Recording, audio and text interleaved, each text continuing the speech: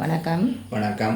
எங்களுடைய தாயக நிதர்சனம் யூடியூப் சேனலை சப்ஸ்கிரைப் பண்ணி பெல் ஐக்கானையும் கிளிக் பண்ணி எங்களுக்கான ஆதரவு களத்தினை தருமாறு வேண்டிக் கொள்வதோடு அப்போது தான் நாங்கள் போடுகிற வீடியோக்கள் உடனே உங்களை வந்து அடையும் என்பதையும் கேட்டுக்கொள்வதோடு எங்களுடைய முகநூலையும் பின்தொடர்ந்து எங்களுக்கான ஆதரவு களத்தினை தருமாறு வேண்டிக் கொள்கின்றோம்.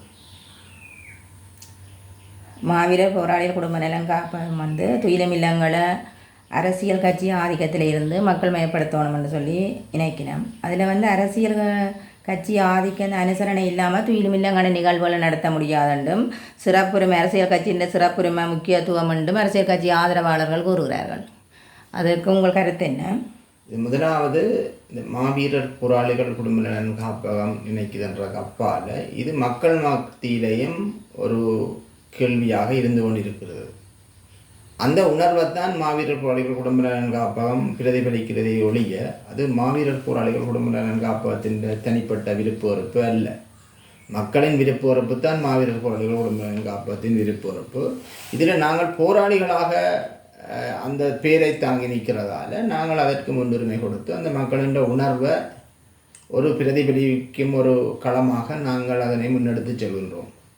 இதில் அரசியல் கட்சிகள் மாவீரர் துயிலும் இல்லங்களை ஆதிக்கம் செய்வதும் அந்த இடத்துல மாவீரர் பெற்றோர்களை மாவீரர் குடும்பங்களை தங்களுடைய ஆதரவாளர்கள் என்ற அடிப்படையில் 2ஆம் 3ஆக பிரிப்பதும் என்பது ஏற்றுக்கொள்ளக்கூடியதல்ல. இந்த சிறப்புரிமை பற்றி கதைக்கிறவர்கள் உண்மையிலே சிறப்புரிமை என்ற அந்த ஆதரவாளர்கள் பாராளுமன்ற உறுப்பினர்கிட்ட சிறப்புரிமை இருந்தால்தான் இவ்வாறான விடயங்களை செய்யலாம் என்று சொல்லி சில இடங்களில் அவர்கள் கதைக்கிறத நாங்களோட காதுகளுக்கு விட்டுது.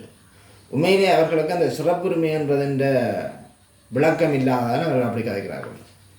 பாராளுமன்றம் என்றது ஒரு சட்டவாக்க களம், அது சட்ட உருவாக்கும் இடம். அதான் பாராளுமன்றத்தில்தான் சட்டங்கள் புதிதாக உருவாக்கப்படுறது.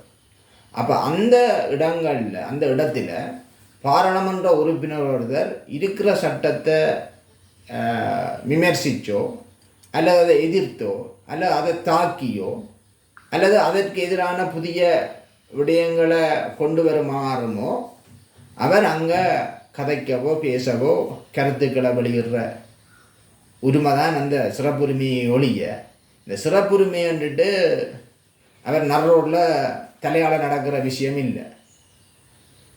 அதை பிரிஞ்சு கொள்ளாதவர்கள் இந்த சிறப்புரிமை என்று கண்ட இடத்துலேயும் இந்த சிறப்புரிமையை பயன்படுத்துகிறது. சிறப்புரிமைன்றது அவர்கள் பாராளுமன்றத்துக்குள்ள அவர்களுக்கு பயன்படுத்துகின்ற உரிமையைத்தான் சிறப்புரிமை என்று சொல்லப்படுறது. அது அந்த சட்டவாக்க களமாக சட்ட உருவாக்க களமாக பாராளுமன்றம் இருக்கிறதால அந்த சிறப்புரிமை இருக்குது. பாராளுமன்ற உறுப்பினர்களுக்கும் அந்த சிறப்புரிமைன்றது தான். அவர்கள் அங்கே சில கருத்துக்களை வெளியிட்டு இந்த பாராளுமன்ற சிறப்புரிமையை கொழிஞ்சு கொள்கிறான்னு சொல்லிவிடும். அப்போ அந்த கருத்து வெளியிடுற ஒரு உரிமை தான் அவர்களுக்கு சிறப்புரிமையாக இருக்குது என்று நான் நினைக்கிறேன். இதை விளங்கி கொள்ளாத அவர்களுடைய ஆதரவாளர்கள் அது ஏதோ பெரிய விஷயமாக கதைக்கிற விளங்கி கொள்ளாமல் கதைக்கிற பக்கங்களை நாங்கள் பார்க்குறோம். அடுத்து இந்த மாவீரர் துயிலும் இல்லங்கள் பொது கட்டமைப்பு என்ற விஷயம் இப்போது சாத்தியமில்லை என்றும் சொல்லப்படுது. அப்போது எப்போ சாத்தியமாகும்? அப்போ சாத்தியம் இல்லை என்றதெல்லாம் ஒரு தங்களுடைய அந்த ஆதிக்க தன்மையை தொடர்ச்சியாக தக்க வைப்பதற்கான கருத்தாகத்தான் இந்த சாத்தியமில்லா என்ற விஷயத்தை சொல்லுகிறார்கள் ஒழிய சாத்தியம்ன்றது எங்களோட தேவை இருந்தால் அது சாத்தியமாகும்.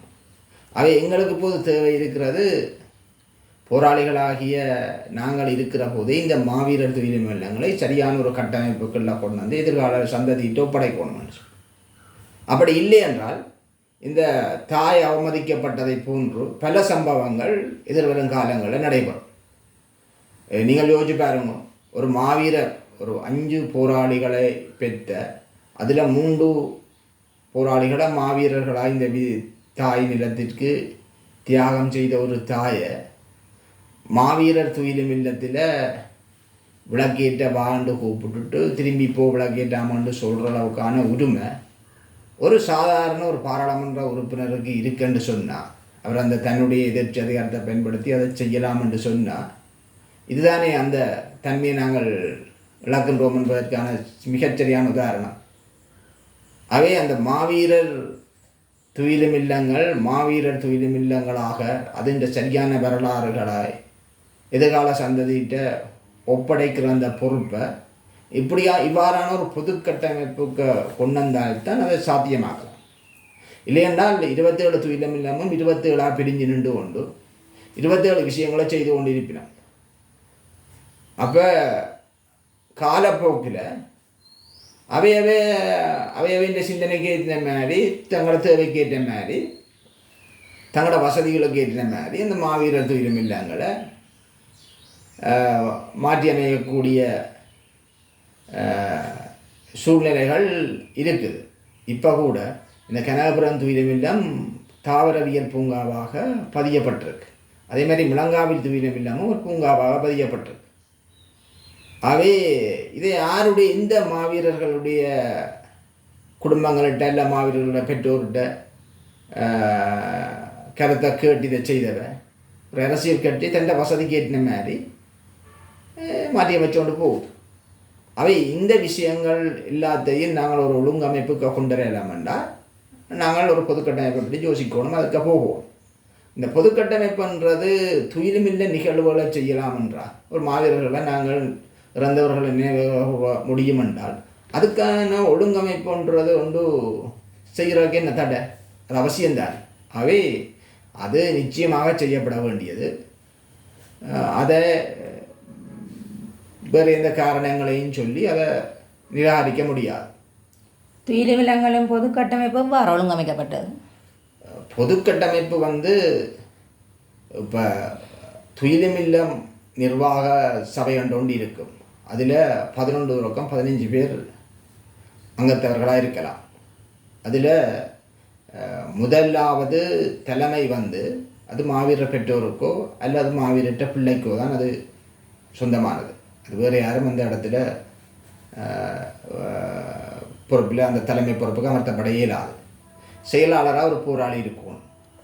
பொருளாளராக நல்ல மக்களுக்கு இருந்து ஒரு பிரஜையை தெரிவு செய்யப்படணும்.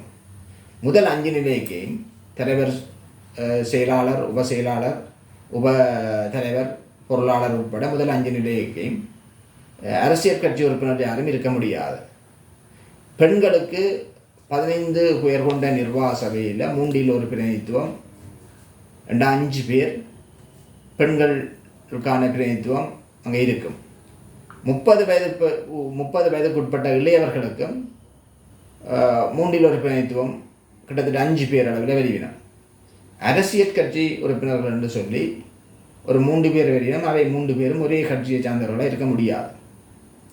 இதை விட பொதுச்சபை ஒன்று இருக்கும். அதை விட நிர்வாக சபை ஒன்று இருக்கும்.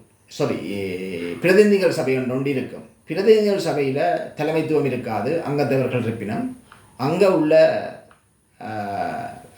பொது அமைப்புகள், சமய தலைவர்கள், அரசியல் பிரதிநிதிகள், வர்த்தகர்கள், இன்னும் அங்கே யார் அந்த இடத்துல அந்த துயிலினத்தின் நலன் கருதி வேலை செய்யக்கூடியவர்களோ அவர்கள் எல்லாம் அதுக்குள்ளே இருக்கலாம். அங்கே அங்கத்தவர்கள் எண்ணிக்கையும் மட்டுப்பாடு அற்றது. இப்போ உதாரணத்துக்கு மட்டக்களப்பில் இருக்கிற ஒரு ஆள் தேராவில் துயிலுமில்லத்தின் பிரதிநிதிகள் சபையில் இருக்கலாம். அதே மாதிரி யாழ்ப்பாணத்தில் உள்ள ஒரு ஆள் பவனியாவில் உள்ள ஈச்சங்குளம் துயிலுமில்லத்தின் பிரதிநிதிகள் சபை உறுப்பினராக இருக்கலாம். நிர்வாக சபை என்று சொல்கிற இந்த 15 பேர் கொண்ட சபையில் 3 பேர் பேரவைக்கு வருவினர். அப்போ இந்த 3 பேர் வீதம் 27 துயிலுமில்லங்களையும் நீங்கள் பார்த்தீங்கன்னா 81 பேர் வருவினர்.